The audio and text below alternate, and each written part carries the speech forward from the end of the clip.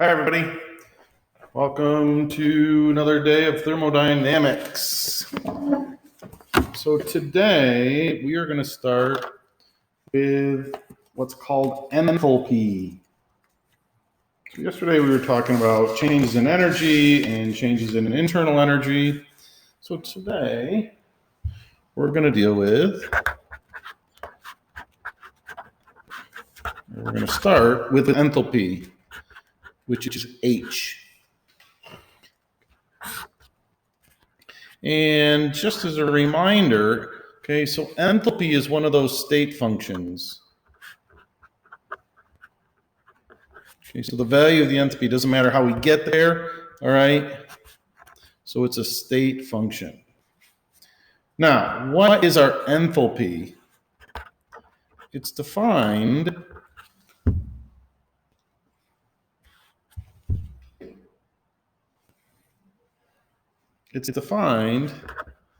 as internal energy plus the product of pressure and volume. So enthalpy is equal to E, which is our internal energy, plus P times V. Now, in reality, we really don't use this equation very often, all right? But, okay, so let's talk about, so this is my internal energy. P times V is really just a type of work. Okay, and it's the type of work that we were talking about last time with expansion and contraction stuff. All right, so this work is a pressure volume work.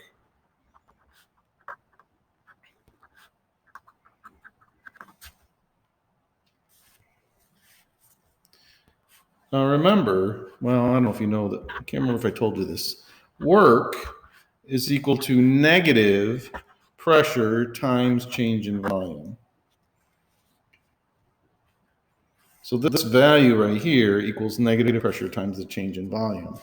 Now, what does this mean? So let's focus on this a little bit for a second. So if volume expands,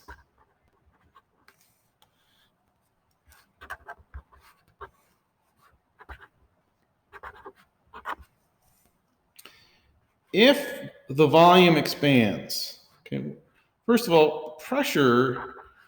our pressure value is always going to be positive. It's our positive values. Okay, so a pressure reading is always positive. Delta V can be positive or negative.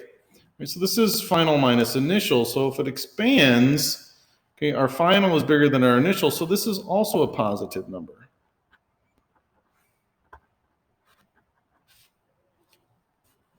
So maybe I should write that for you. Delta V equals V final minus V initial. So as volume expands, this is positive and this is positive. So if this is a positive value and this is a positive value, in this case, while the volume expands, W is negative. The work is negative. So that tells us, if you remember from last time, work is done to the surroundings.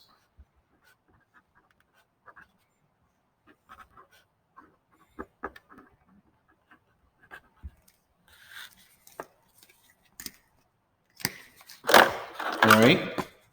Well, what if the volume contracts?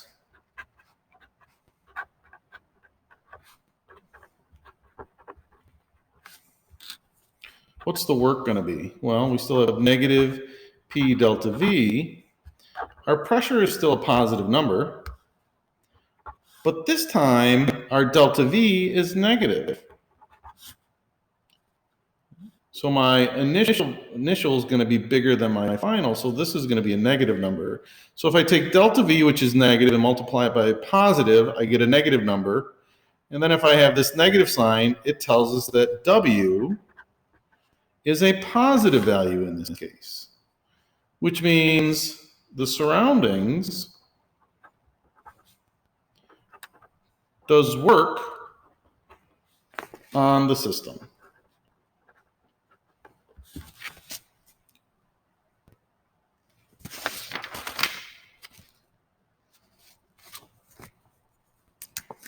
So let's try a quick problem.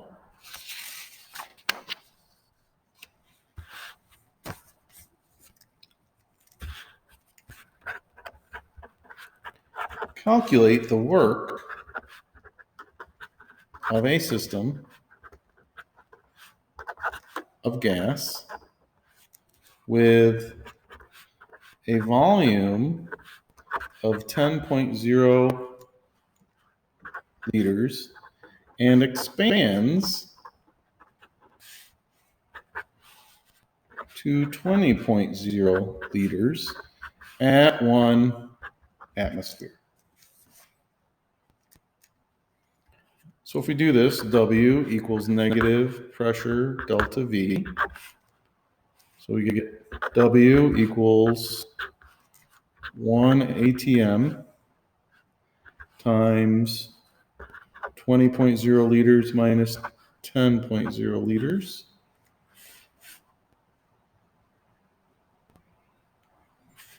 And we end up getting W equal to negative 10 liter dot atmospheres. And that's probably 10.0. This negative sign tells us that it's doing work.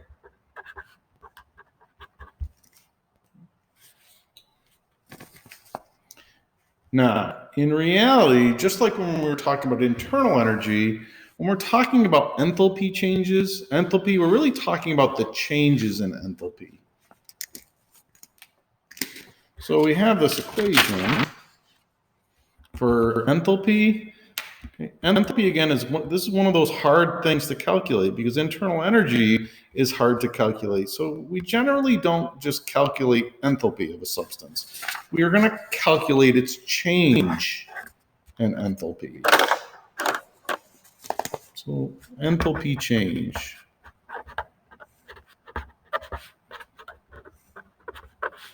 And that's going to be delta H, or the change in enthalpy.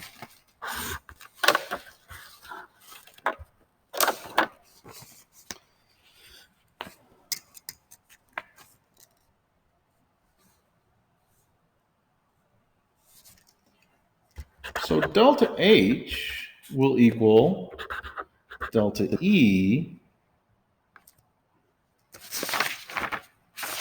plus P delta, that's a delta V. So our change in enthalpy equals our change in internal energy plus P times our change in volume. Now I want to manipulate this equation a little bit. So what if our pressure is constant?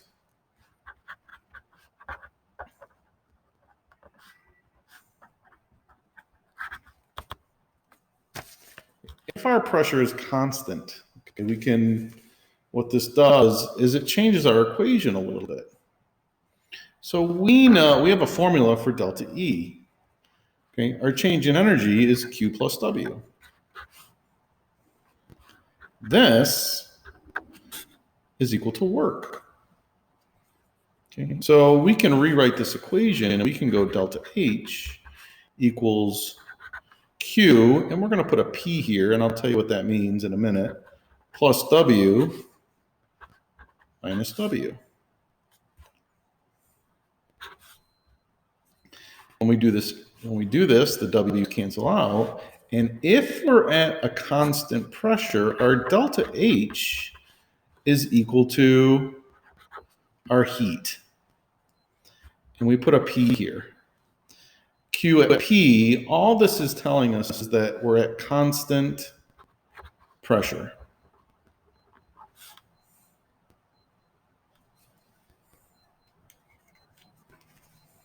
So if we're at constant pressure, it simplifies things. So this tells us the change in enthalpy equals the heat gained or lost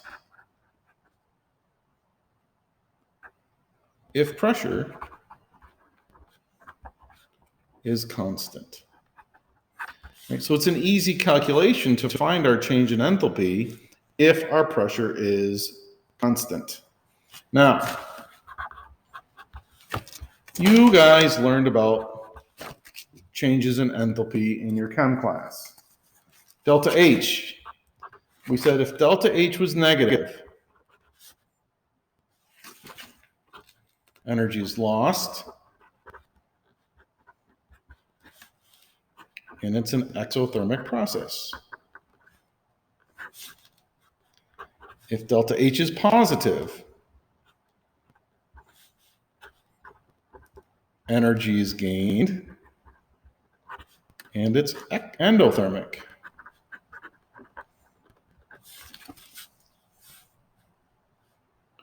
So if delta H equals a negative Q, okay, that's telling us that energy is going to be lost, and vice versa.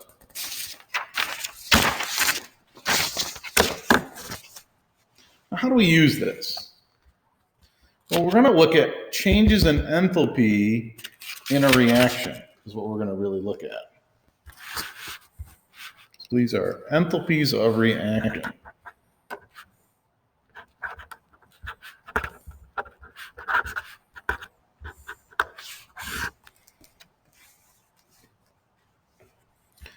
And this is delta H of the reaction, or Xn. This is really the heat of a specific reaction.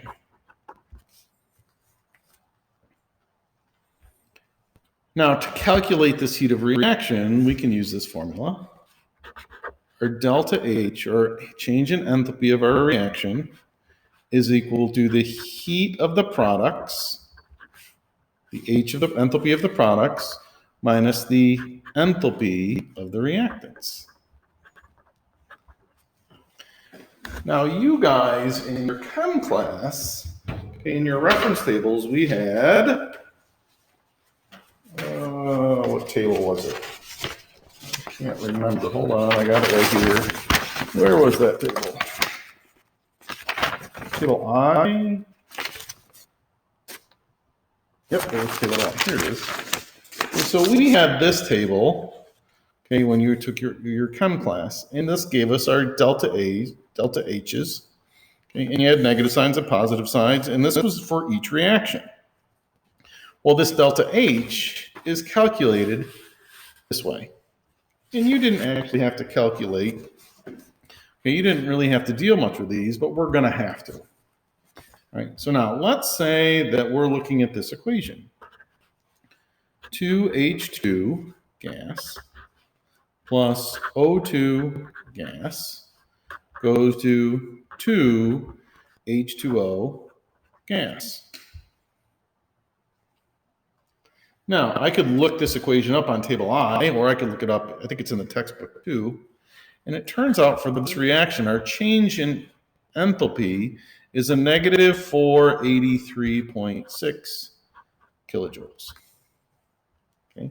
So if I was to take the heat of this product, okay, so if I was able to calculate the heat of this product and subtract off the heat of these reactants, I would get a negative 483.6 kilojoules. Now, what does that negative sign mean? It means is heat's given off, heat is released, which means it's a product, heat is produced. All right, so how much of this heat, okay, where would this go? If this is a product, how would I put it on? So this sign isn't saying we have a negative energy. It's just telling us which side of the equation's on. If it's negative, it's a product. So we would go, we could include this in the equation and go plus 483.6 kilojoules. So if I have 2 moles of hydrogen plus 1 mole of oxygen, it will produce 2 moles of H2O gas and 483.6 kilojoules of energy. This equation right here, as soon as you include this heat unit, this is called a thermochemical equation.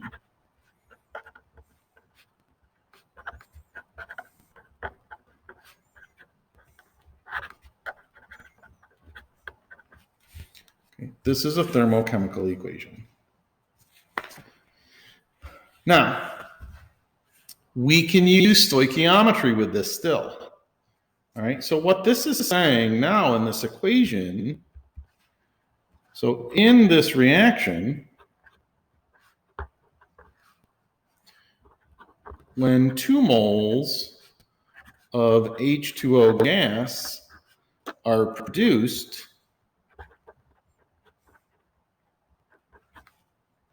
483.6 kilojoules are released. Okay. So we can use the stoichiometric relationship. So what if we only produce 1 mole of H2O gas?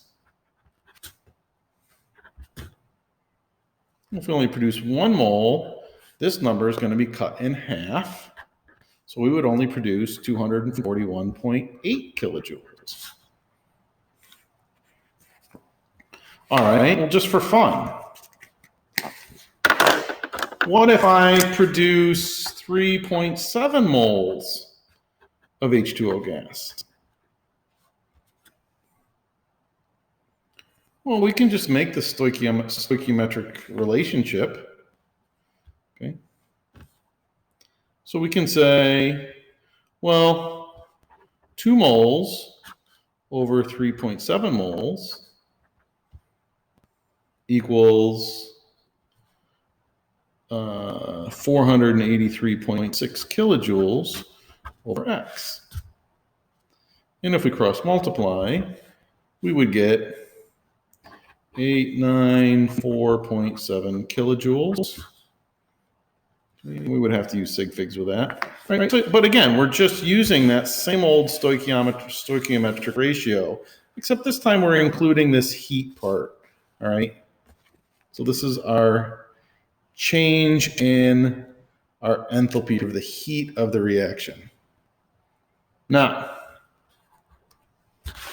here's something we have to go through real quick. So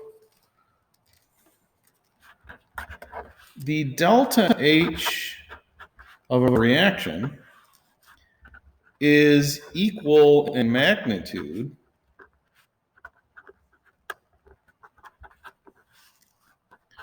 but opposite in sign for the delta H of the reverse reaction.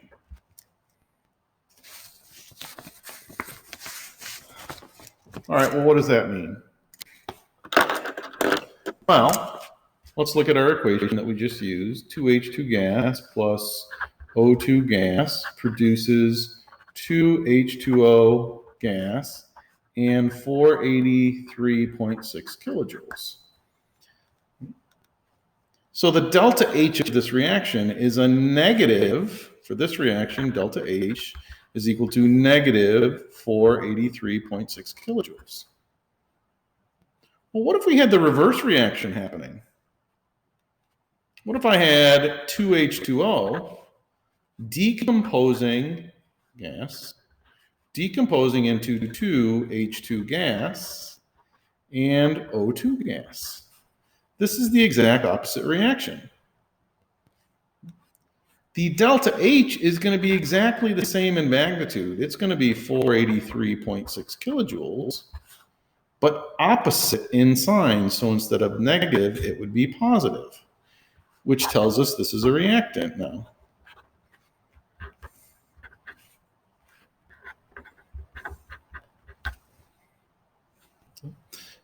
So when you look at the reverse reaction, now you don't have to, we could just look at it in the reverse reaction going that way. Okay, if we go in reverse, that's telling us we take 483.6 kilojoules, we add it to this 2H2O gas, and it will produce O2 and 2H2 gas.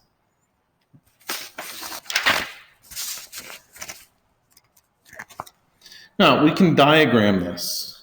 We can diagram these. And I don't know what your teacher called them, but I called these potential energy diagrams.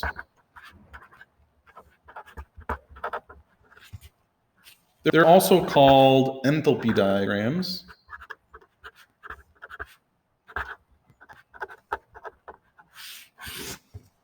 And there are really just two of them. And these are just graphs.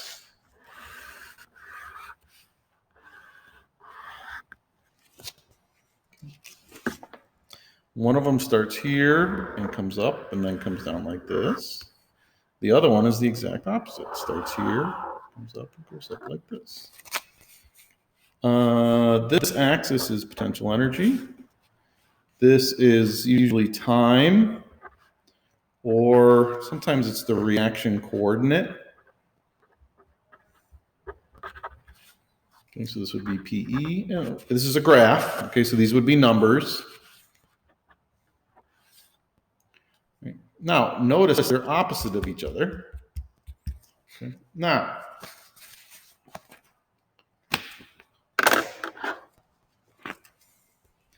this plateau right here is where our reactants are. That's where we're starting. This plateau down here, or this plateau down here, is our products. And that's if we're going in the forward direction. Okay, going that way. Same thing over here. This would be our reactants. This would be our products.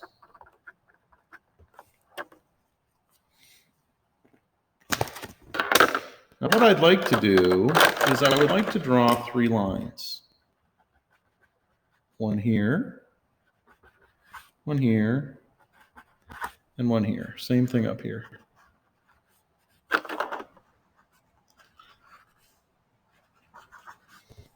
Now, I want you to realize that these are energies. So this could be, just for fun, we can label this 10, 20, 10, 0, 10, 20, 30, 40, 50, all right, and I just threw those in there. They're just numbers of energy. It's energy. Now, this distance right here, is the potential energy of the reactants. This distance right here would be the PE of the products.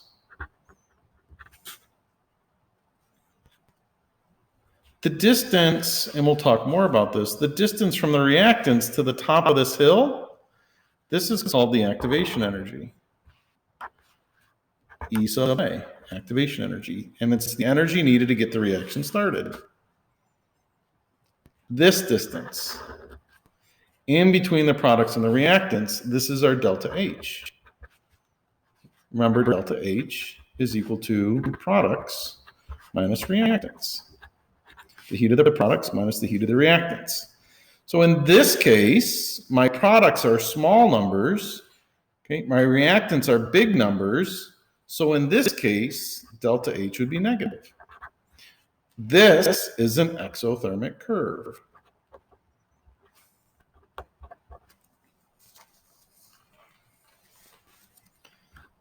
All right, well, this really is the opposite of this guy. Here's my potential energy of the reactants. This is the PE of the products. From the reactants to the top of the hill, that is my activation energy. And then this area right here between products and reactants is my delta H. Now in this case,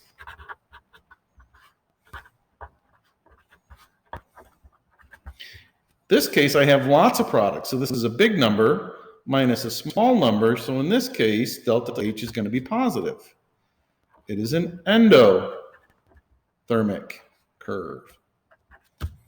Now, if these are the same reactions, but just in opposite, okay, the magnitude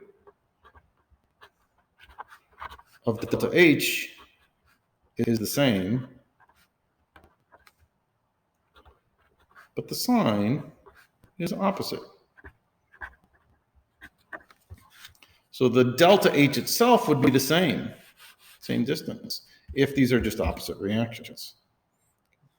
But the sign would just be opposite. All right.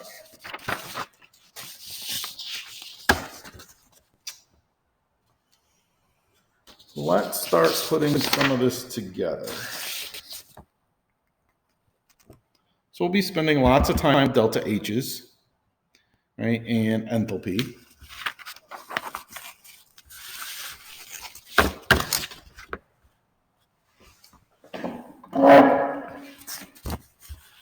So let's talk specifically about the energy of heat. And heat, we use Q.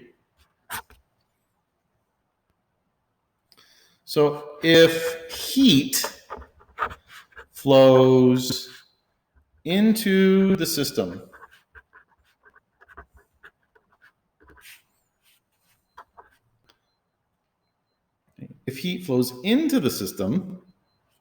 that means energy is being absorbed.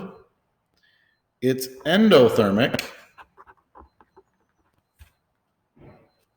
And the Q, or the heat, is positive.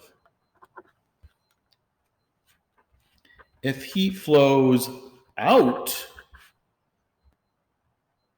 of the system, it's losing energy, it's exothermic. And that heat is negative. Now remember, temperature is the measure of our heat content, okay, or the kinetic energy. So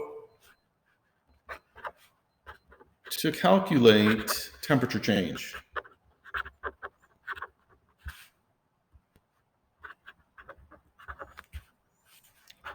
or delta T is always our final temperature minus our initial temperature. Final minus initial. It's always final minus initial.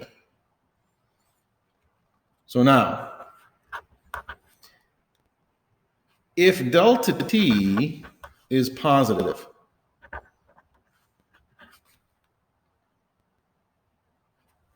okay, mathematically, for this to be positive, this number has to be smaller than this number. So our initial temperature is lower than our final temperature. So if delta T is positive, that's just telling me that temp is increasing. If delta T is negative, that's telling me that my initial temperature is bigger than my final temperature. All right, so that's telling me that the temperature is decreasing.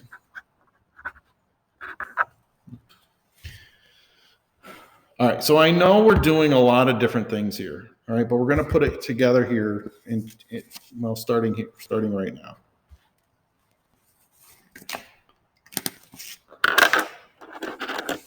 So we're going to need something called the heat capacity of a system.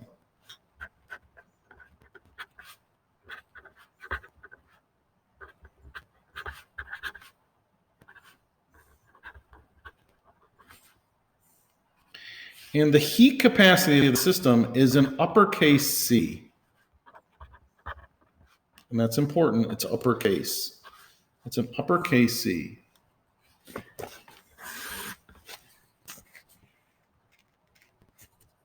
And the definition of the heat capacity of a system is how much energy it takes to change the temperature of a system 1 degree C. And this units would be in joules per degree Celsius. Now, the heat capacity is specific to every system.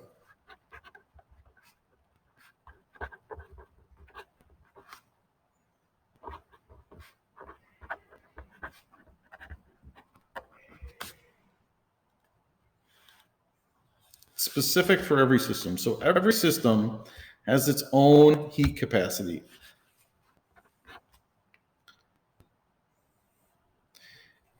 And in this heat capacity of a system, the amount of mass of the system can change.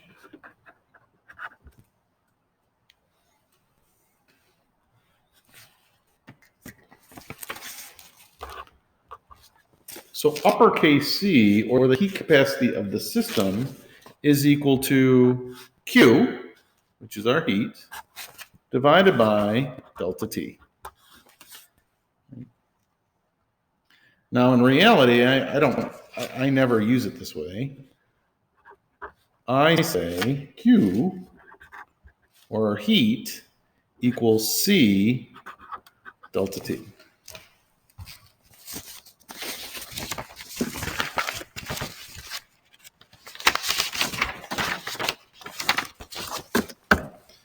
Now, we're going to be using this equation.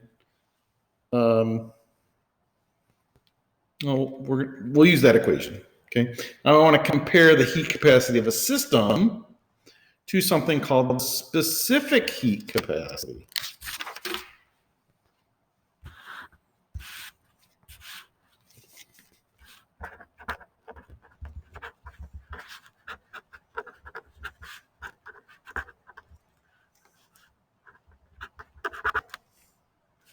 This is also called the molar heat capacity. And this is lowercase c. Okay, this is a lowercase c.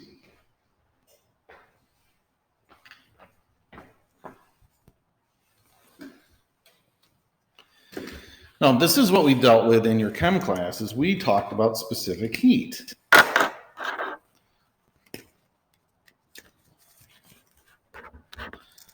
So this is the amount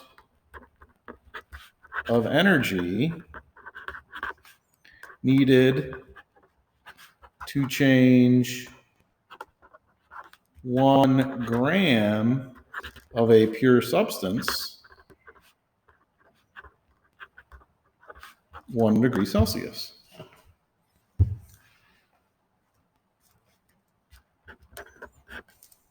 B. It is a constant for every substance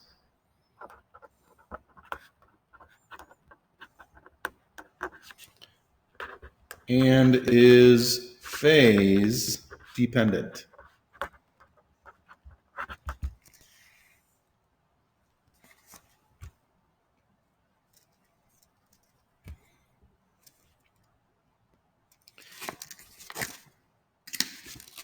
The specific heat of a substance is equal to lowercase c equals, oops, not G, Q over M delta T.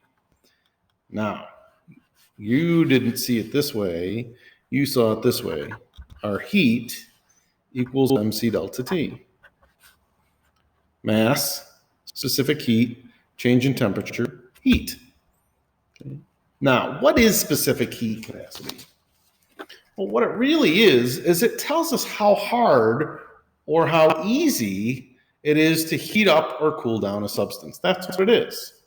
All right, so for example, let's say that we have, let's say we have a pan, and my artistic abilities suck, so I got this pan, frying pan, and then over here I have, this is a pot of water. This is H2O. This is a frying pan. Let's say it's an iron frying pan. I put them both on the stove at the same exact time. I put them on high, and I wait 1 minute, just 1 minute. Okay, so this has been on high for a minute. This is been on high for a minute. Then I have to choose. I got to put my hand either in the water or I have to put it on the frying pan. Which am I going to do? Well, I'm going to put it in the water. Okay, this water will be just barely warm. But this frying pan, after 1 minute on high, it's going to burn the heck out of my hands.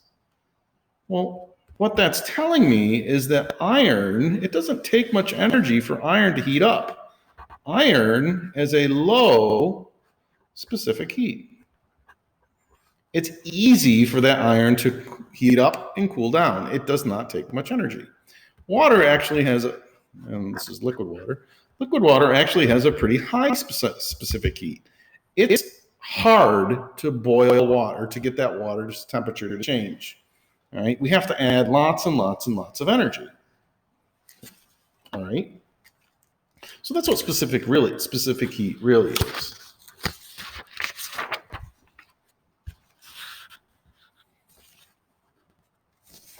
So let's try a little problem here.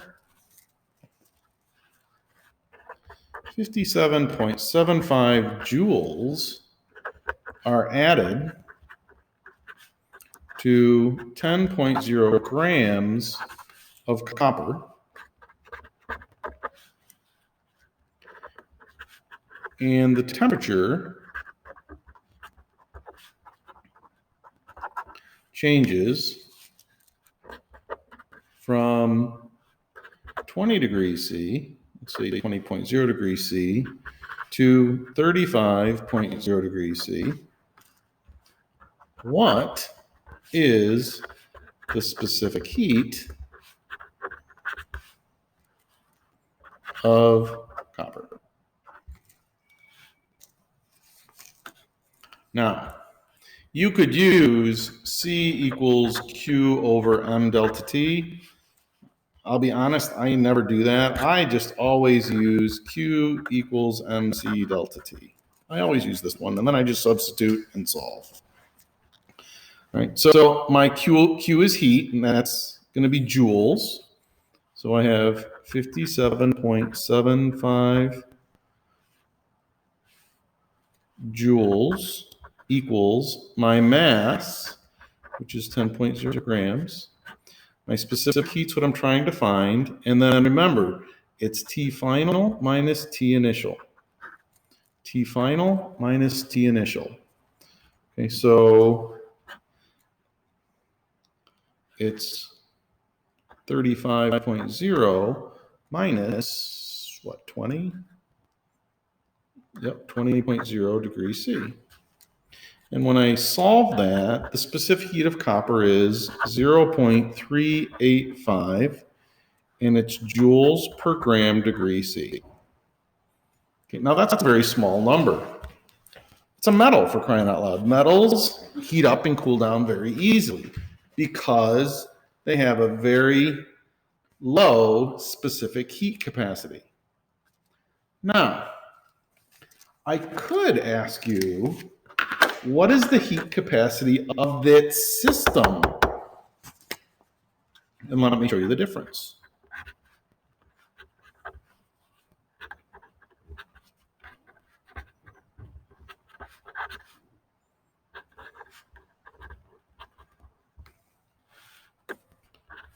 In this case, it's capital C equals Q over delta T. The mass is taken out of the equation.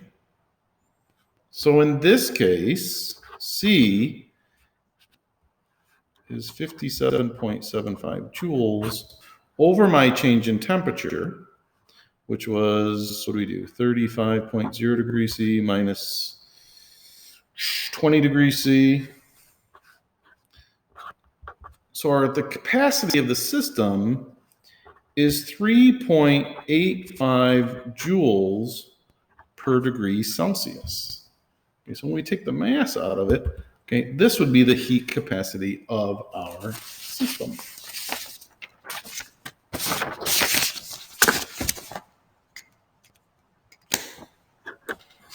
All right, so right along with specific heat, we have two other terms.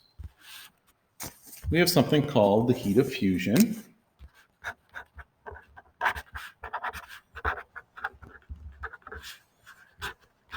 H sub F. And it's similar to specific heat, except this is the amount of energy needed to melt 1 gram of a pure substance at its melting point. In other words, the heat of fusion is how hard the substance is to melt, or how easy the substance is to melt. Right? So if we compared, I don't know, we could go back and compare iron and ice. Okay, which one's easier to melt, iron or ice? Well, in this case, it doesn't take much energy to melt the water compared to melting solid metal. Right? This is going to take a lot more energy, so its heat of fusion is going to be higher. So this is during melting and freezing. We also have something called the heat of vaporization, or H sub V. It's the same exact thing, except when we're boiling something. So this is the amount of energy needed to vaporize 1 gram of a pure substance at its boiling point.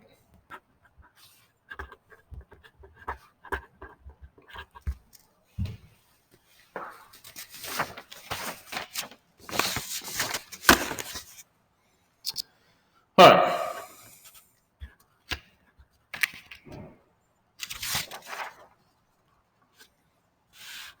So what I want to do is I want to draw a graph here, and this is called a heating cooling curve.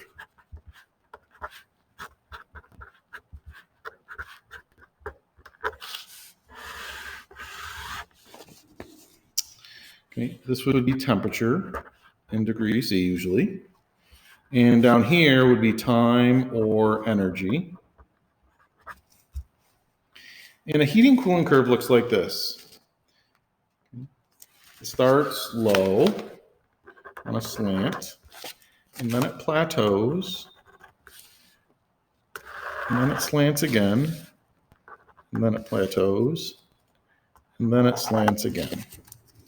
And the slopes of these lines could be different, and the lengths of these lines are going to be different. All right, so now we spend a lot of time with these in regular chem. Here, well, I spend a ton of time, but you should be able to know what this is. So in this area of the graph right here, this is where you have a solid warming. This is where the liquid's warming. This is where the gas is warming.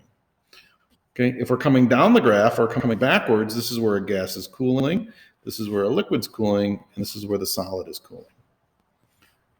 Now, if we're going up the graph, this area would be where we're melting, or fusion.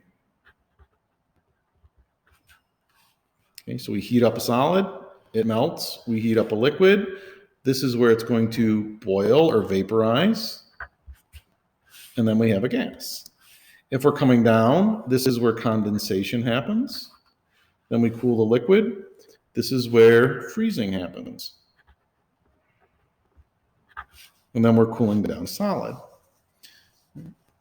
Now,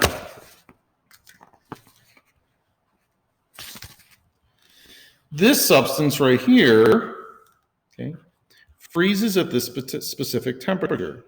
Remember, temperature does not change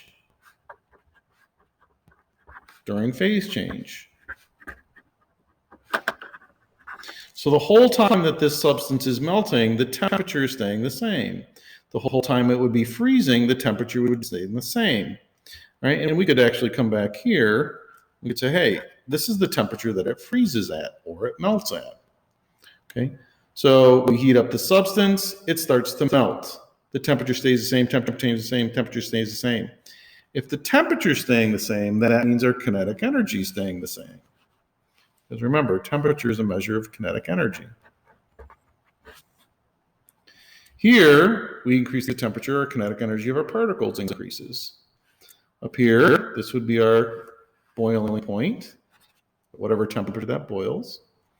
And then the same thing happens. Right? Now, the slope of the slants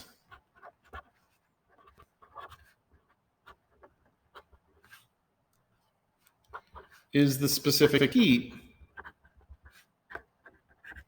of each phase. So if we look at this, okay, they have different slopes. And what that's telling us is they melt or freeze, their specific heats are different depending on their phase. Right? So in this case, okay, this one goes up the steepest slope, right? So it's going to have the smallest specific heat. It takes a lot of energy to melt, to warm a solid up, all right? So this is going to have a higher specific heat, and you can compare these different lines. What we can also do is we can compare the length of the lines when we're changing phase.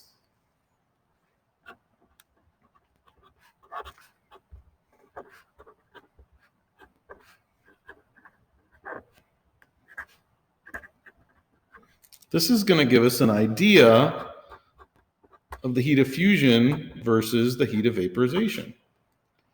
In this substance, this line is much longer. It takes a lot more energy to melt it than it does to vaporize it. Okay, so it only takes this amount of time or this amount of energy to vaporize this substance, but it takes all of this to melt it. Right, so we can compare these things here. Okay, so now we have to be able to do some heat calculations. Whenever you're in phase, whenever you're in phase, another one in a solid, a liquid, or a gas, we're going to use Q equals mc delta T. So we're going to use mc delta T here. We're going to use mc delta T here. And we're going to use mc delta T here.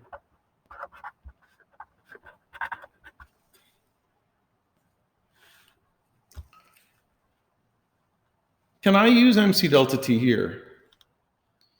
Well, if I used Q equals mc delta T here, my change in temperature would always be 0. So the amount of heat would also always be 0, which is impossible. Same thing here. So we have to use different formulas here.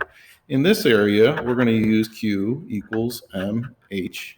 M is mass. So our heat is equal to Q equals MHF. Here, we're going to use Q equals MHV.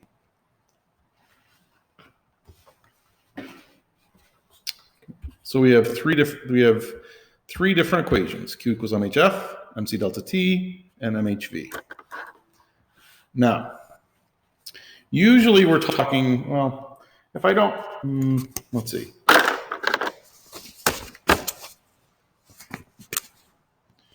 You should know the constants for water.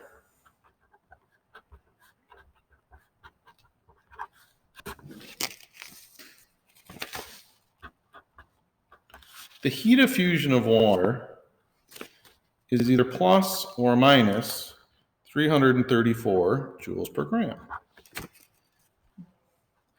The plus or minus depends whether we're going up or down. If we're going up, it's positive, energy is absorbed. If we're coming down, energy is released, so it's negative. HV for water is plus or minus 2,260 joules per gram. Okay. Again, the plus or minus depends whether we're going up or down the curve. If energy is being absorbed, if we're vaporizing, it's positive. If we're condensing, it's negative. Now, how about specific heats? Well, if it's ice, the specific heat of ice is 2.05 joules per gram degree Celsius.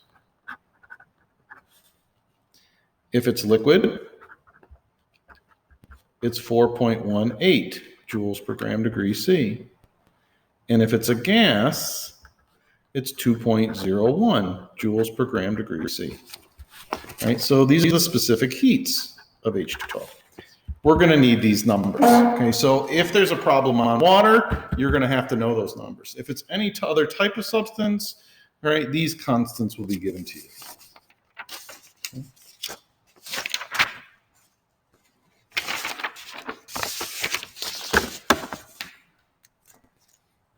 So,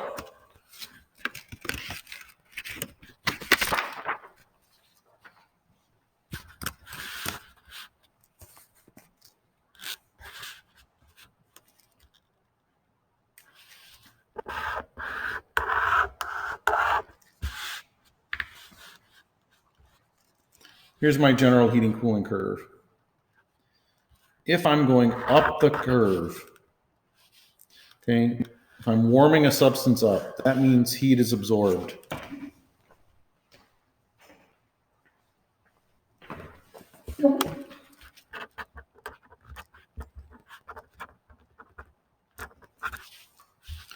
So our Q is positive. If we're coming down, heat is released, which means it's exothermic, and Q is negative. Okay, that's why in these spaces, okay, so we know that for water, this is 334 joules per gram. If we're going up, it's got to be positive because it's absorbing energy to melt that substance. If we're coming down, it's negative, and that energy is being given off as it freezes. Same thing up here. For water, it's 2,260 joules per gram. If we're going up, that energy is absorbed. If we're coming down, it's released. All right, so you have to know which sign to use. So let's try a couple problems. How much energy is released when 10.0 grams of water freezes? Well, we're freezing, so we're going to use Q equals MHF. Right? We want to know how much energy is released, so we're going to have Q. My mass is 10 grams. Now, the heat of fusion of water is 334 joules per gram. Is that positive or negative? Well, we're coming down the curve if we're freezing, so energy is being given off, so this is going to be negative. So my Q is equal to negative 3,340 joules. That negative sign is just telling me that heat is released. Okay, it's given off. It's given off. All right, let's try another one.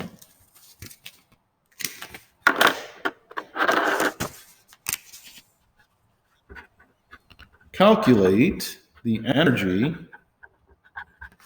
needed to vaporize 60.0 grams of H2O liquid at 100 degrees C. So we're vaporizing. Okay?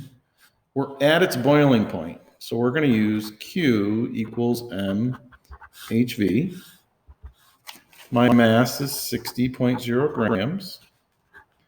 The heat of vaporization of water is 2,260 joules per gram. All right, so now, are we adding energy or are we removing energy? Well, we're vaporizing, so energy is being absorbed, so this means this one's positive. So we end up with a positive 1,336,000 joules. So that means energy is absorbed.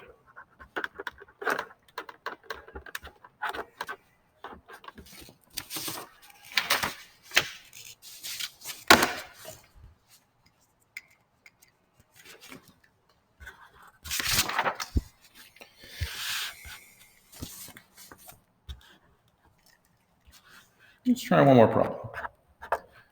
Chromium has a specific heat of 0.449 joules per gram degree C.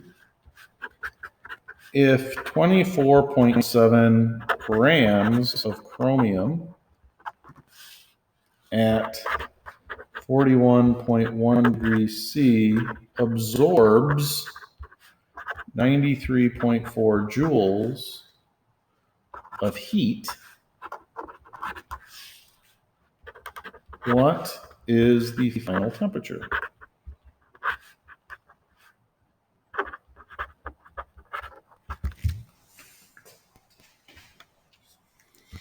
All right, well, in this case, we're not changing phase, we're just changing temperature. So we're going to use Q equals MC delta T.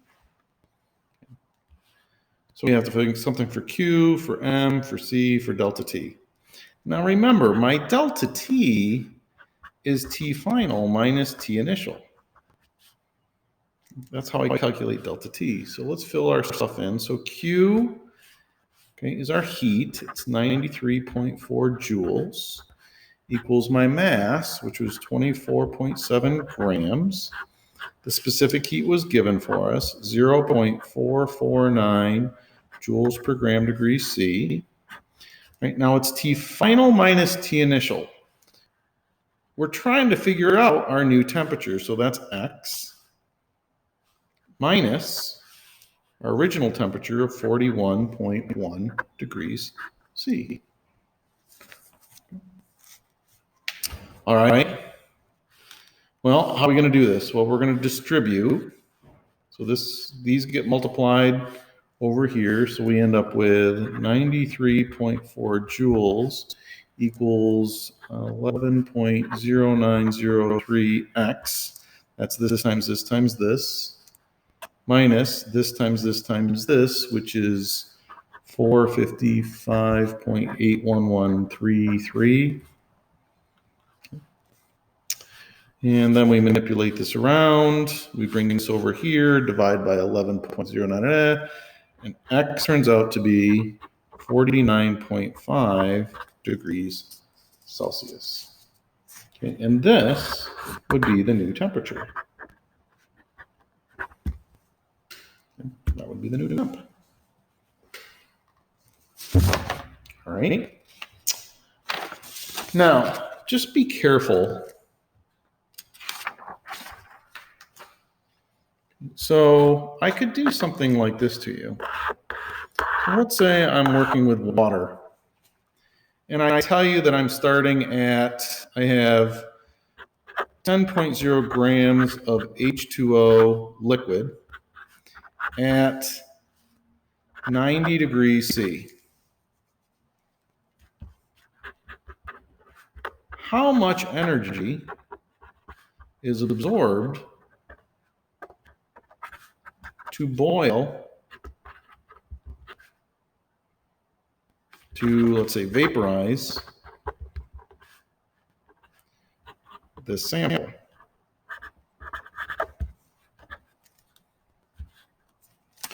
So it's really important that you understand where you are, because is this substance going to boil at 90 degrees Celsius? Well, it's water. Water boils at 100 degrees C. So we're starting somewhere around here. So the very first thing we have to do is we're going to have to heat this up. And then we'll boil it off. So in this case, it's two steps. the first thing we have to do is use Q equals MC delta T, and then we're going to use Q equals MHV. Right, so you have to heat it up to 100 degrees Celsius, then you have to vaporize it, and then you're going to add those two numbers. Right, so we'll start with Q equals MC delta T. Our mass was 10.0 grams. The specific heat of liquid water is 4.18 joules per gram degree C. And my temperature change is 100 degrees C minus 90 degrees C. So Q is going to be 418, is that right? Joules. So it's going to take 418 joules to go from here to here. Once I'm here, now I can use Q equals MHV. The mass stays the same. The heat or vaporization, we're going up, it's positive. So Q is going to equal 22,600 joules. Then I just need to add those two numbers. 22,600 plus 418. These are both joules. 8, 1, 10 carry the 1. 23,018 joules, okay, to go from here to here. All right, so be careful in the problem.